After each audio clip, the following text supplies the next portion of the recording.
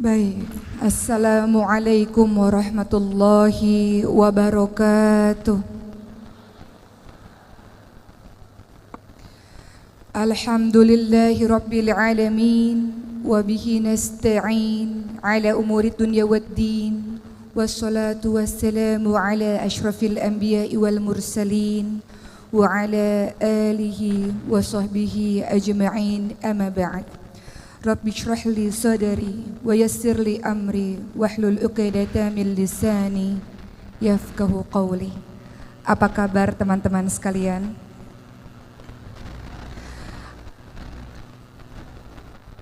Masya Allah, apa kabar jiwanya pada hari ini? Apa kabar iman pada hari ini? Sudahkah terisi dengan membaca ayat suci Al-Quran di qiyamu lail malam atau di pagi hari tadi? Apakah sudah di-charge keimanannya dengan senantiasa banyak berinteraksi dengan Al-Quran di hari ini? Teman-teman sekalian, ada banyak kisah mengenai para sahabat-sahabat Nabi yang berhijrah di jalan Allah Subhanahu wa Ta'ala. Membicarakan mengenai hijrah, mungkin di kepala kita langsung teringat tentang kisahnya Umar bin Khattab radhiyallahu anhu. Mungkin teringat akan kisahnya Mus'ab bin Umair radhiyallahu anhu. Mungkin teringat akan kisahnya Sa'ad bin Abi Waqqas radhiyallahu anhu. Atau mungkin dengan sahabat-sahabat lain.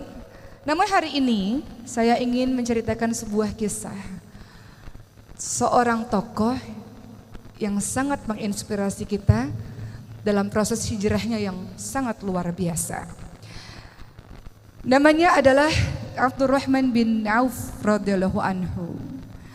Mengenal kata Abdurrahman bin Auf, yang ada di kepala kita adalah seorang konglomerat yang sangat kaya raya. Abdurrahman bin Auf lahir 10 tahun setelah kelahiran Rasulullah sallallahu alaihi wasallam dan termasuk di antara salah satu sahabat Rasul yang paling awal masuk ke dalam agama Islam atau kita kenal dengan nama As-Sabiqunal Awwalun. Bersamaan dengan sahabat-sahabat lainnya lewat tangan atau lewat dakwah dari Abu Bakar As-Siddiq radhiyallahu anhu.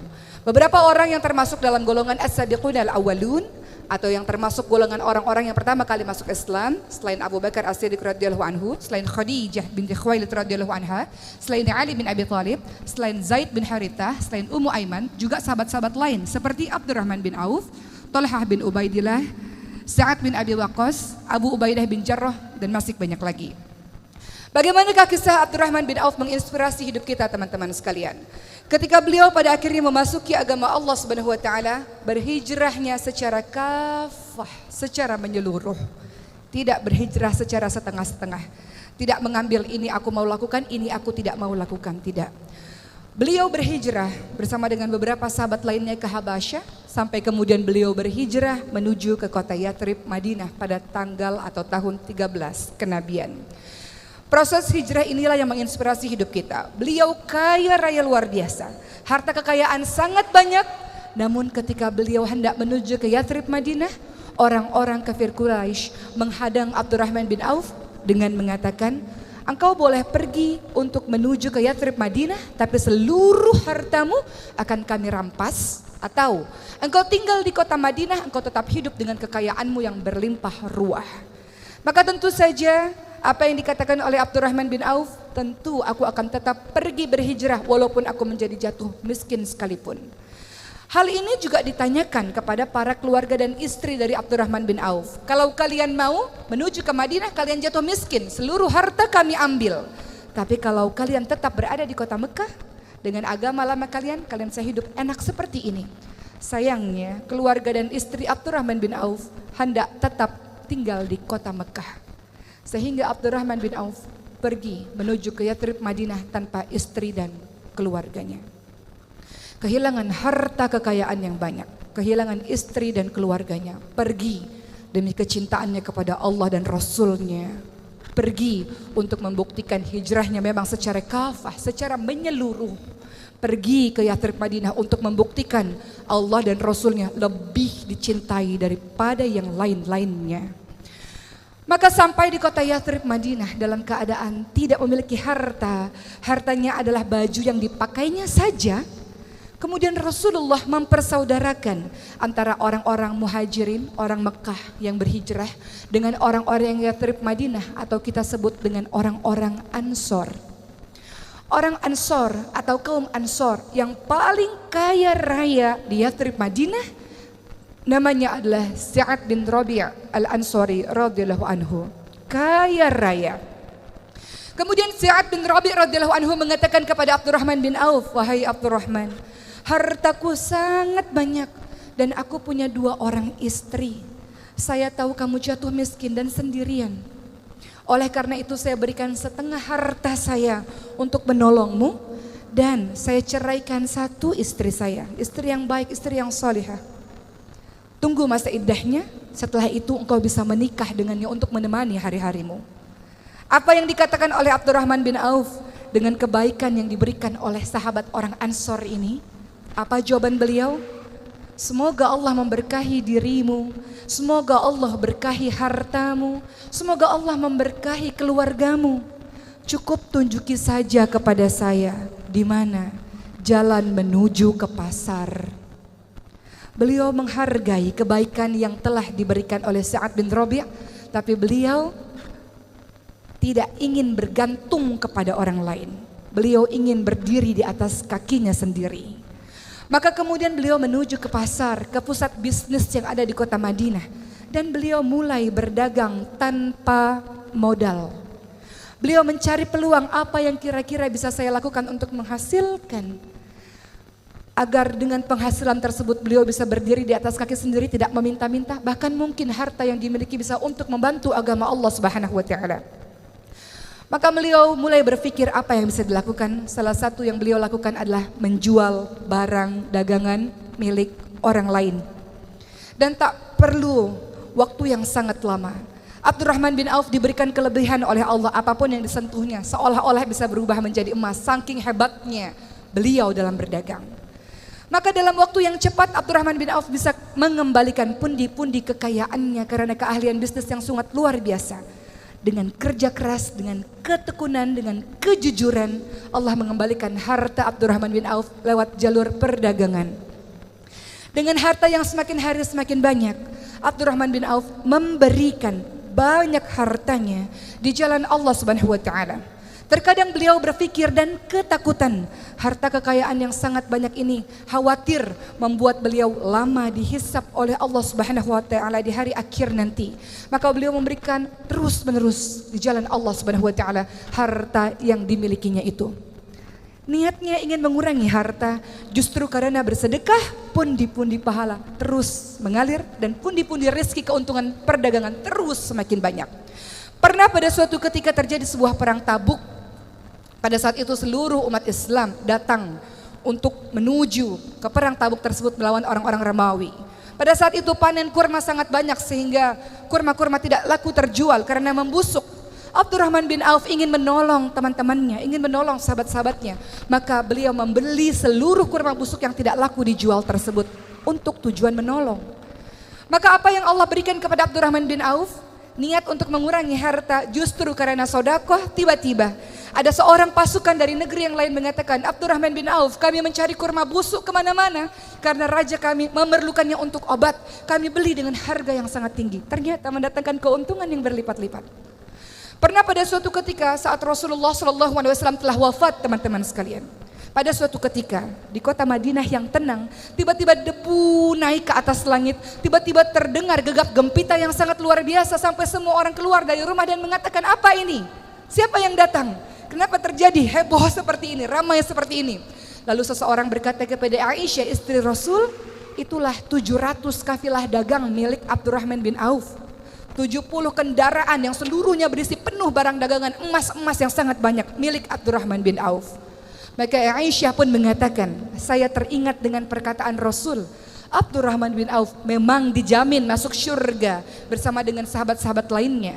Namun ia masuk syurga dengan merangkak hartanya yang sangat banyak, membuat ia jalan merangkak menuju ke syurga Allah Subhanahu wa Ta'ala." Mendengar hal ini, maka Abdurrahman bin Auf sangat ketakutan karena Allah berikan harta yang banyak kepada dirinya, diberikan lagi harta-hartanya di jalan Allah. Bahkan Abdurrahman bin Auf pada saat itu memberikan setiap orang yang ikut dalam perang Badar 400 dirham setiap orang. Utsman bin Affan, orang yang kaya raya saja, menerima pemberian dari Abdurrahman bin Auf. Utsman bin Affan mengatakan, hartanya Abdurrahman bin Auf adalah berkah, hartanya adalah halal, dan ini adalah sebuah kebersihan, sebuah kesembuhan. Begitu kata Utsman bin Affan. Luar biasa kaya raya. Namun sedekahnya sangat luar biasa. Namun di balik seluruh kekayaannya, sang konglomerat ini hidup dengan sangat sederhana.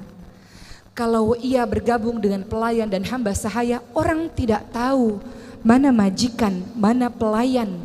Saking sederhana sekali penampilan dari Abdurrahman bin Auf. Sederhana dalam hidupnya.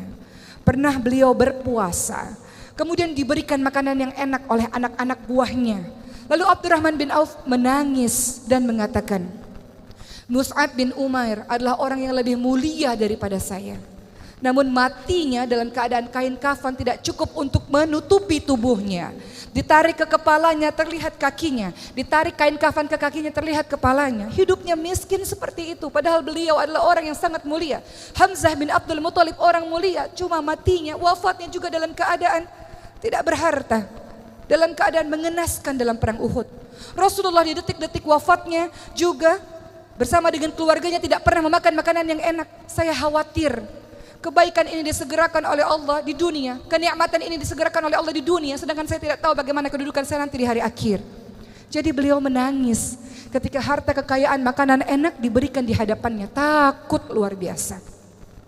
Abdurrahman bin Auf bukan orang sembarangan. Tidak hanya sekedar konglomerat, beliau adalah orang yang juga ikut berperang di jalan Allah. Beliau ikut perang Badar, beliau ikut perang Uhud, beliau ikut seluruh peperangan yang dilakukan oleh Rasulullah SAW. Tidak hanya ikut berperang, tapi beliau juga adalah orang yang senantiasa berdakwah, mengajak orang lain kepada agama Allah Subhanahu wa taala.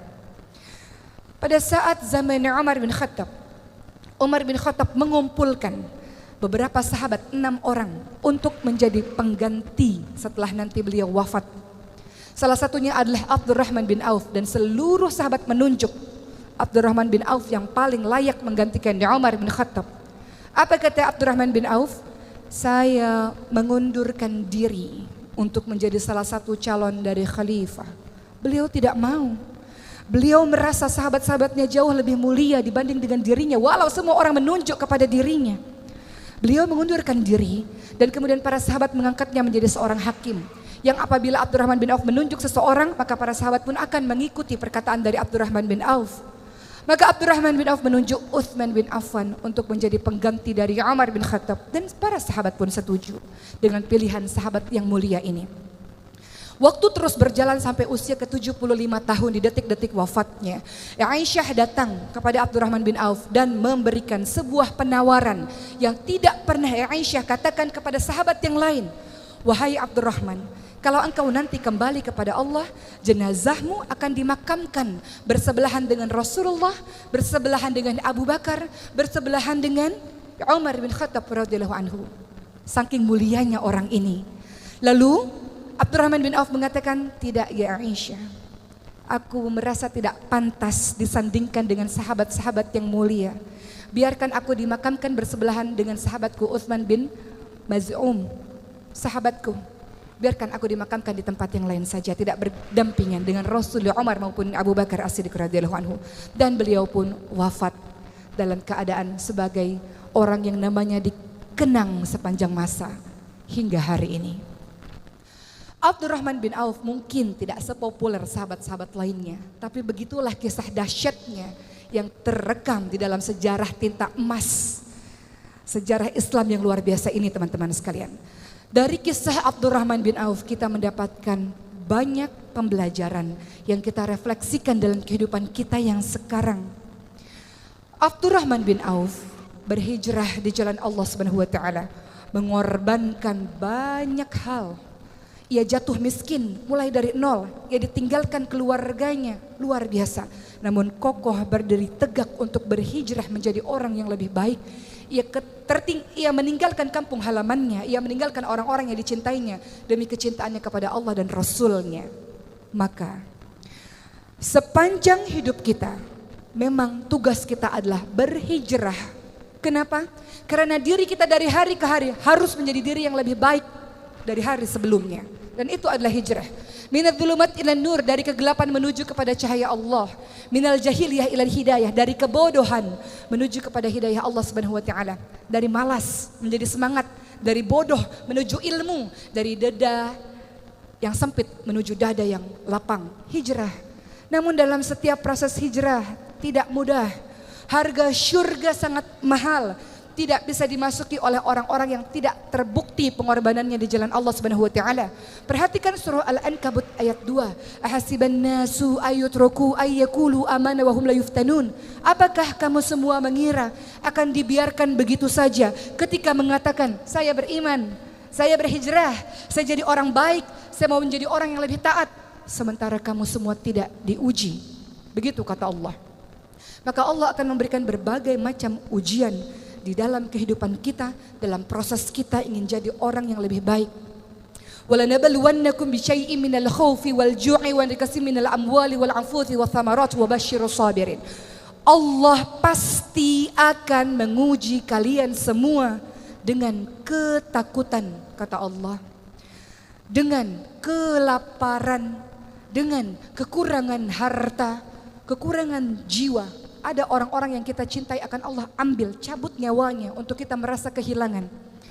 Dan Allah akan uji dengan kekurangan buah-buahan.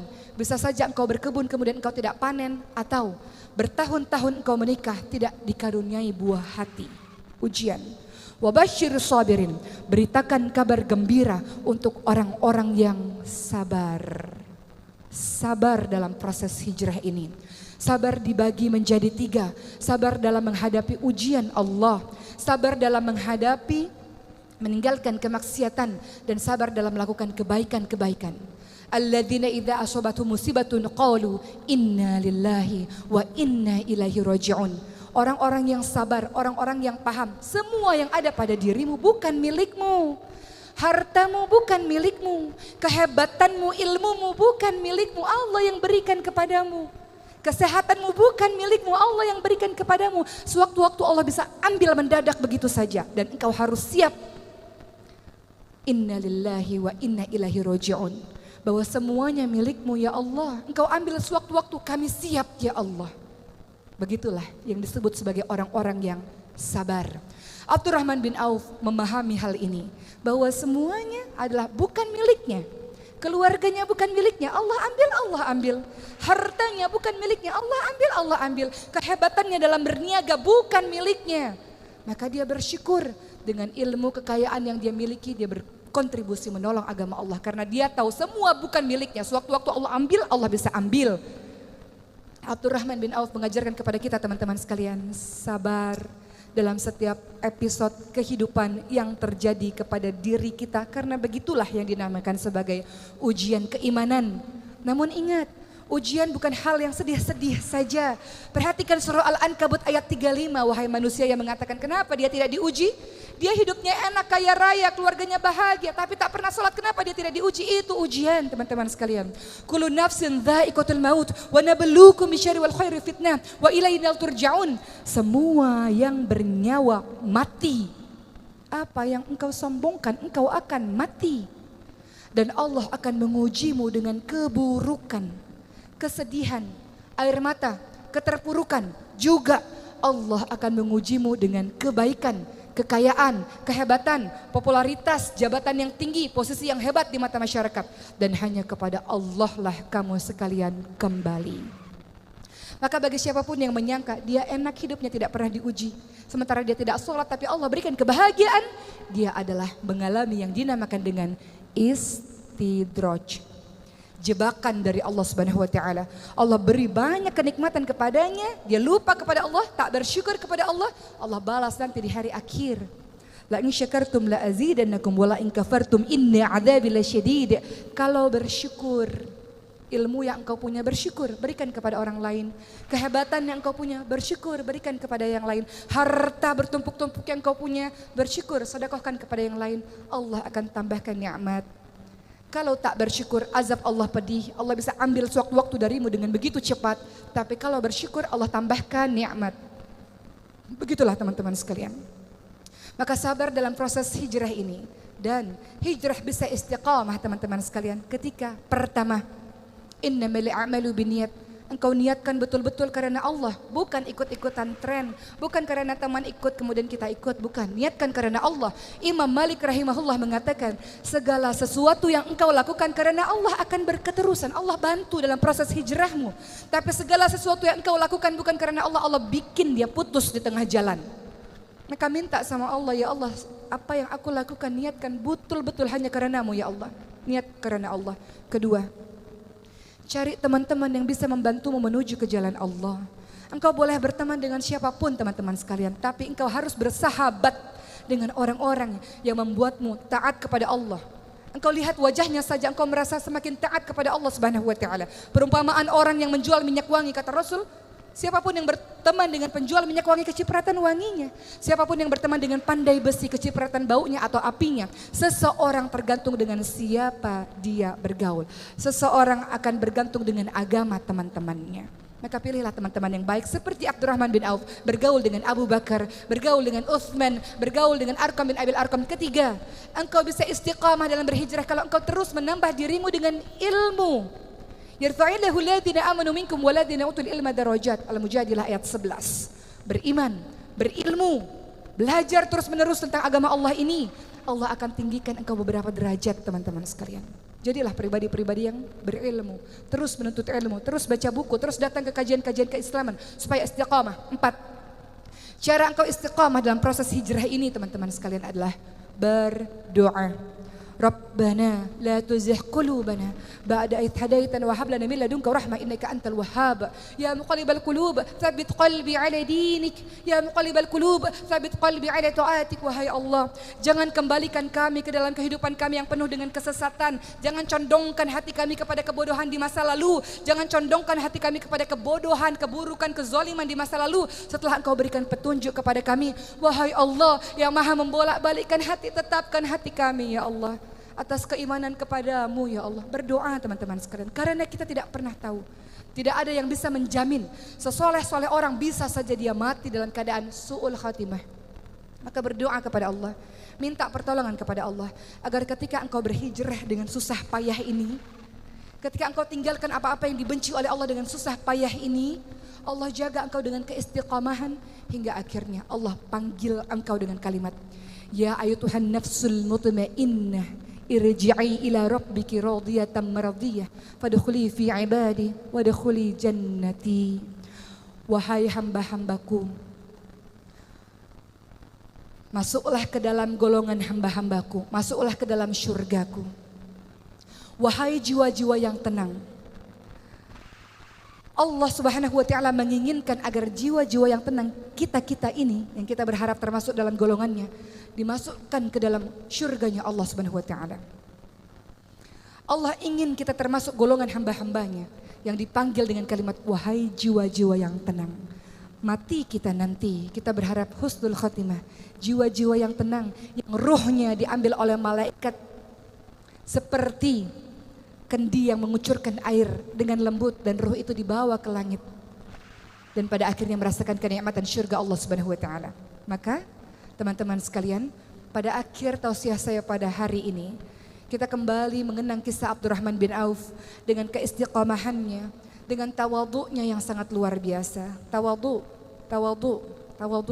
rendah hati di hadapan Allah Subhanahu wa taala, rendah hati di hadapan para manusia-manusia lainnya. Jangan engkau berlaku sombong. Wa ibadur rahmanil ladzina yamshuna 'alal ardi hauna wa idza khatabahumul jahiluna qalu salama. Hamba Allah yang Maha Pengasih adalah mereka yang berjalan di muka bumi ini dengan tawadhu, dengan rendah hati. Dan ketika ada orang-orang jahil menyapa mereka, qalu salamah. Ucapkan kalimat-kalimat yang baik, ucapkan kalimat-kalimat yang penuh dengan kesantunan. Jadilah hamba-hamba Allah yang menolong agama Allah sebagaimana Allah menolong kehidupanmu berkali-kali teman-teman sekalian. Jadilah seorang hamba-hamba Allah yang kokoh dalam keimanannya, sabar untuk jadi orang-orang baik, dan ajak teman-temanmu untuk menjadi baik bersama-sama. Karena engkau semua, kita semua digelari dengan kalimat kuntum khairu ummah ukhrijat linnas ta'muruna bil ma'ruf wa tanhauna 'anil munkar. Kamu sekalian adalah umat terbaik yang dilahirkan untuk manusia, yang punya tugas mengajak manusia lainnya kepada kebaikan dan mencegah manusia lainnya kepada keburukan. Selamat menjadi diri yang istiqamah, selamat menjadi diri yang sabar insyaallah, dan mudah-mudahan kita semua termasuk golongan hamba-hamba Allah yang masuk ke dalam syurganya Allah bersama para nabi, orang-orang yang siddiq dan orang-orang yang saleh insyaallah. Wabillahi taufiq wal hidayah. Wassalamualaikum warahmatullahi wabarakatuh.